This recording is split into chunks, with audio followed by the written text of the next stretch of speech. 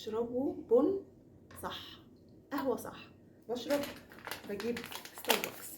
اجيب ستاربكس ده نوع اسمه اللي هو الميديوم روست. ده انا جربت الجولد وجربت اللي هو الفاتح والغامق، ما عجبنيش. ميديوم ده افضل شيء. جربت حاجات احسن منه واعلى منه، تيجي مستورده من بره زي لافيتسا مثلا، بس عرفت ان البذره لما تتطحن وتشرب بعد على طول مباشره كده بعد ما البذره تتطحن، هو ده افضل بن. فاللي جاي من بره ما هنا مطحون، فللاسف ما كانش حلو واغلى منه. جربت كل حاجه، كل اللي في السوق بقى عشان تفهموا مغشوش. انا ما بعملش اعلان لستاربكس. ستاربكس غني عن التعريف. اول بجيب اللي زيه كده ربع العميد، لقيته اي كلام برضه زي كده الهاي كوبي من الشيء، لان انا جربت العميد اللي بيجي من الكويت كان حلو جدا بصراحه.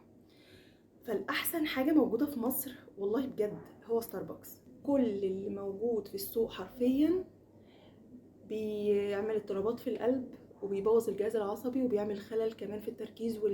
تلاقي كل الشباب والبنات ما كله بيشرب قهوه بقى دلوقتي، يعني كله دلوقتي مزاجه في القهوه مره واثنين وثلاثه في اليوم، وكبار وصغيرين. بنقول لكل الناس القهوه اللي منتشره دلوقتي بتضر الجسم، ما بتفيدهوش، ولا كافيين بيظبط دماغ ولا مذاكره ونشرب، ولا فكك من ده كله.